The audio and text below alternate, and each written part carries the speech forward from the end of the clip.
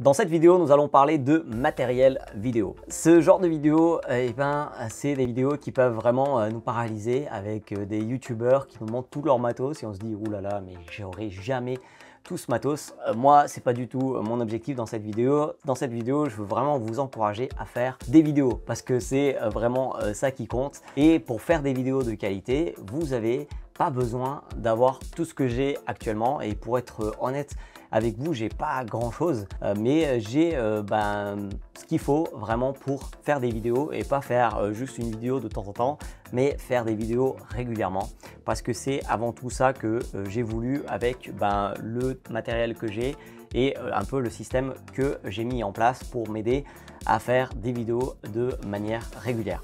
Donc restez bien jusqu'à la fin, je vais commencer par vous dire un petit peu ce qui me semble vraiment essentiel à avoir et après ce que vous pouvez vraiment ajouter pour vous aider à faire des vidéos, à produire des vidéos de manière régulière. J'espère que vous êtes prêts, moi je suis prêt, c'est parti.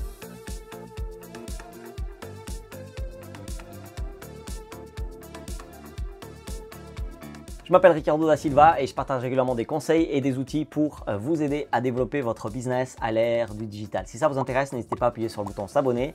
Également, activez la petite cloche et activez bien toutes, comme ça vous allez rater aucune des vidéos qui seront bientôt publiées. Dans cette vidéo, je vais vous parler vraiment de mon matériel vidéo. Le matériel vidéo, parfois ça peut changer parce que des fois il y a des choses que je rajoute. Donc si vous voulez vraiment tout avoir, vraiment cette liste, vous allez sur www.digiselling.com/outils vidéo et je vous envoie tout ça gratuitement. Donc le lien il est en description. Je vous ai dit que j'allais vous parler de matériel vidéo, mais j'ai vraiment envie de commencer par ce qui me semble le plus important. Le plus important pour faire des vidéos de qualité, c'est tout simplement le son. Et oui, c'est pas l'image, c'est le son. Parce que tout simplement, une vidéo de mauvaise qualité au niveau de l'image, si le sujet nous intéresse, etc., on va quand même regarder. Par contre, si le son il est vraiment pas bon, non, on va abandonner rapidement, on va pas du tout continuer à regarder la vidéo. Et pour ça, en fait, vous avez différentes solutions. Moi, j'ai vite investi dans un Rode, un petit micro Rode. Chaque fois, on vous mettra vraiment toutes les références, on vous mettra des images au montage parce que les noms, etc., je les retiens pas. Alors, c'est un micro qui n'est pas très cher.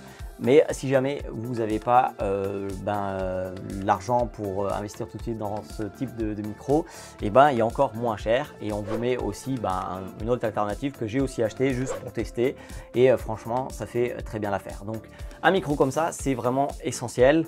On vous mettra s'il y a des adaptateurs parce que des fois avec le smartphone et la caméra etc.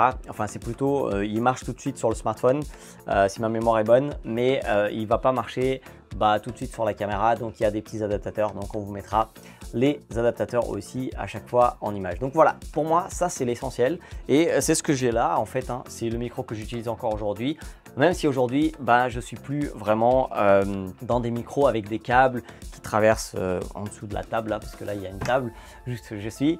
Donc après j'ai vraiment voulu investir dans autre chose au niveau du son. C'est dans ce qu'on appelle le Rode Wireless Go.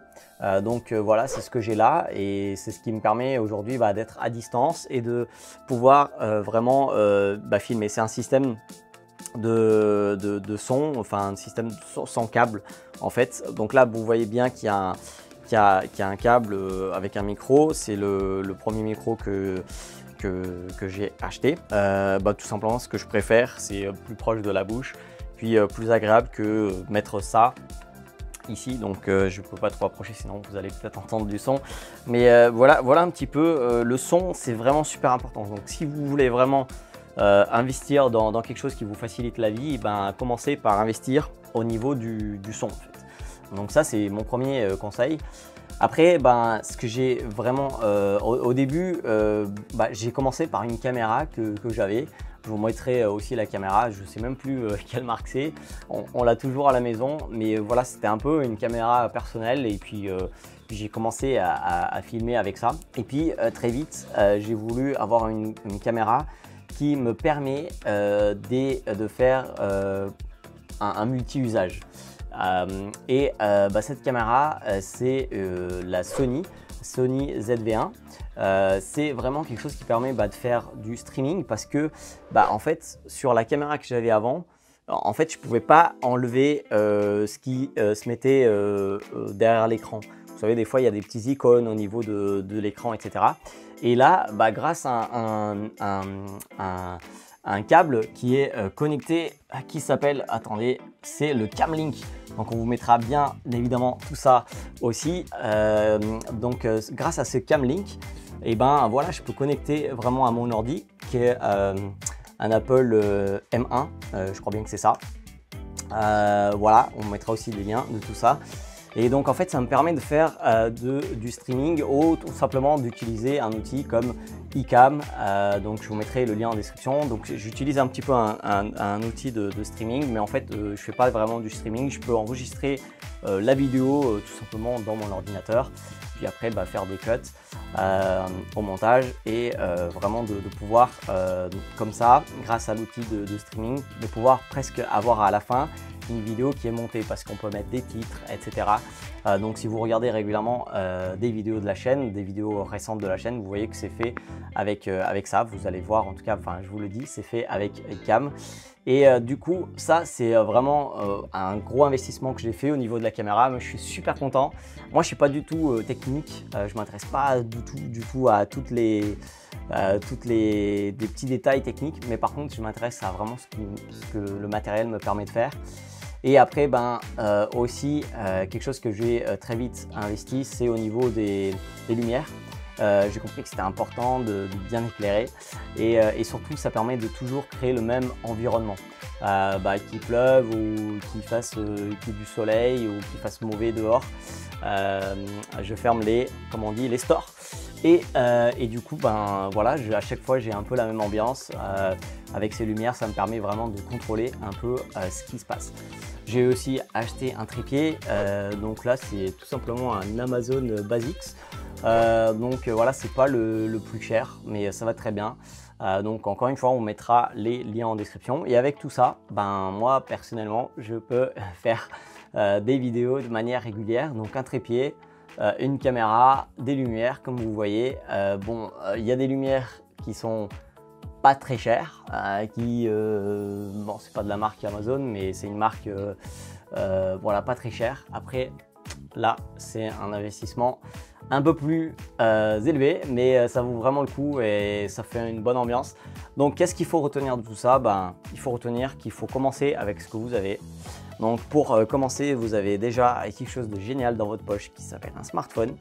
Vous avez juste besoin d'un micro pour que vraiment le son il soit de qualité. Et donc ça, c'est un petit micro Rode ou un autre un peu moins cher. On vous met les liens en description.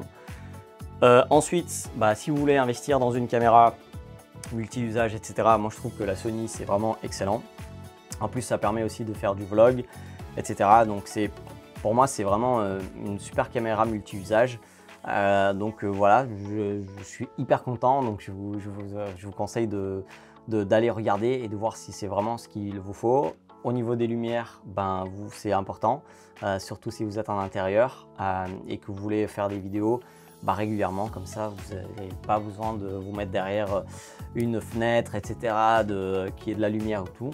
Comme ça, vous pouvez tout le temps tourner des vidéos. Et puis voilà, un trépied, c'est toujours utile. Voilà un petit peu l'ensemble du matos. On vous mettra aussi les liens pour tout ce qui est streaming.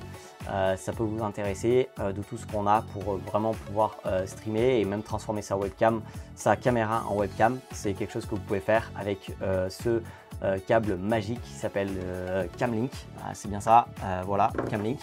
Donc encore une fois, on vous met tous les liens en description. Je vous invite à aller chercher vraiment la liste d'outils, comme ça vous l'avez. Et puis si jamais il y a un nouvel outil qui me semble être vraiment hyper intéressant à partager, je n'hésiterai pas. Donc c'est sur www.digiselling.com/outils vidéo, c'est totalement gratuit, allez-y, cherchez ça en description et dites-moi en commentaire quels sont les outils vidéos que vous cherchez pour produire plus de vidéos. Quel est le matériel vidéo qu'il vous faut pour vraiment produire des vidéos de manière régulière. Parce que c'est vraiment ça qui est important, c'est de produire du contenu, et forcément les premières vidéos, ça ne sera pas les meilleures que vous allez faire.